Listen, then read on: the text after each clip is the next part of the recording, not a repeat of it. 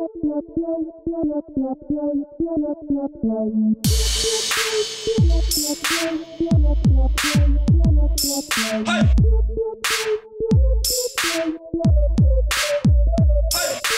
up guys, Jins Gracie here from Tech for Geeks, and this is Samsung Gamepad. Now it's a Bluetooth controller for your Android smartphones, just like other mobile Bluetooth controllers out there, but offers different experience compared to the competitors. Now I would like to thank our friends at Mobicity for providing us the device, and I have the link in the description box below if you want to get yourself a Samsung Gamepad.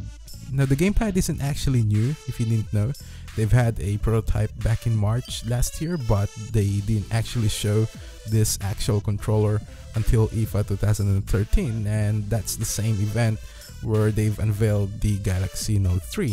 Now Samsung haven't been mentioning this device since then, so at that moment it actually really got me interested, and since I've never used smartphone controllers, I thought it was the perfect time to check it out and see what I think about them and pretty much just this particular product in general.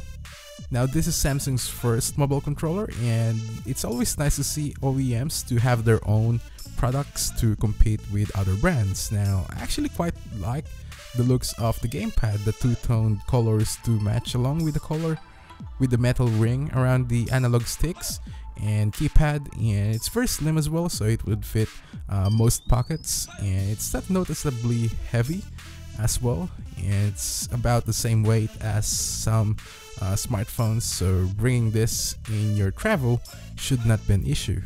Now the Gamepad is meant to feel like console controllers, and if you look at the physical hardware, you'll find the triggers, analogs, switch, and the rest of the buttons.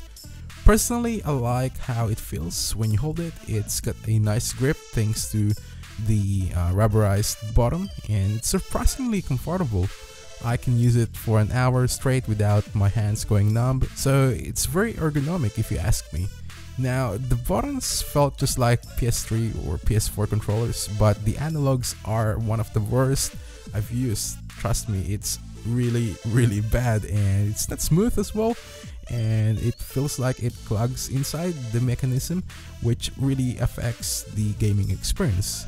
There's a play button as well, which acts as a shortcut to the dedicated UI, and the downside is that it only works with Galaxy devices.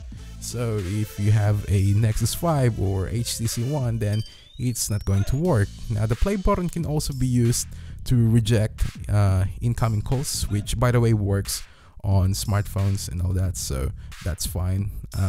So even if you have a Nexus 5, then it will still work. While this may disappoint some consumers, I thought it was a smart move by them to keep the feature exclusive to Samsung phones, because again, this is an OEM product, so you gotta keep that in mind as well. And also, just to let you know, by the way, this is actually my dad's Galaxy S4, and I've only used it to show you guys the UI, but pretty much I've used this with my Nexus 5 to play games and all that. Now, considering this is actually the first time I've used a gaming controller, I have to say I've actually enjoyed it, even though the analog didn't have the best feel. Gaming on smartphones just brought the experience to the next level. The Gamepad's controller fits phones with screen size between 4 to 6.3 inches, so phablet phones like the Galaxy Note 3, Galaxy Mega, HTC One, and Oppo N1 will work really good on this. I have to say, if you enjoy gaming on your smartphone, then a mobile controller is a must-have accessory, especially if you play a lot of FPS and RPG and racing games on your phone.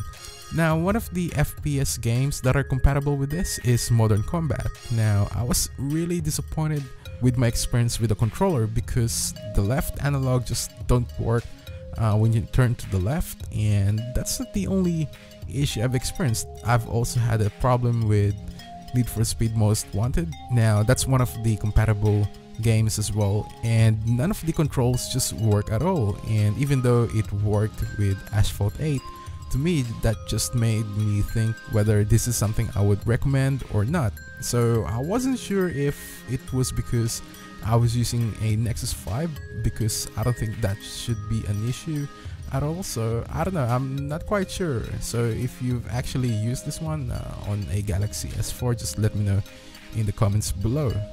But anyway, as I've said, I did play Asphalt 8, and I have to say that turning is actually a lot easier now. Usually I will use the accelerometer to turn the car, but having to use the analog sticks was a lot easier to control, and of course it's a lot more accurate when turning. I did play Virtua Tennis as well, which I really love, by the way. It's very addicting, and there wasn't any delay at all during the gameplay. And also, if you haven't tried this game, then I recommend you do so. With all that said, how long does the battery last? Now, I would usually play for a combined of 3 hours during the day, and it would still last for the next 3 days, and there's no indication though of how much battery it has left. So that is something that Samsung needs to work on. It charges in about an hour as well, so if you're in a hurry, then you can quickly charge it, and since it uses USB cable, then you can charge it in your car or your laptop. There's still a lot of work that needs to be done with the Gamepad, but if you have a Galaxy phone, then it's one of those cool accessories to have. But otherwise, I'd probably go with Moga controllers if you were to ask, just based from reviews I've read and seen. So there you have it, that's the Gamepad from Samsung. What do you think of it? Would you try one of these? Let me know in the comments below.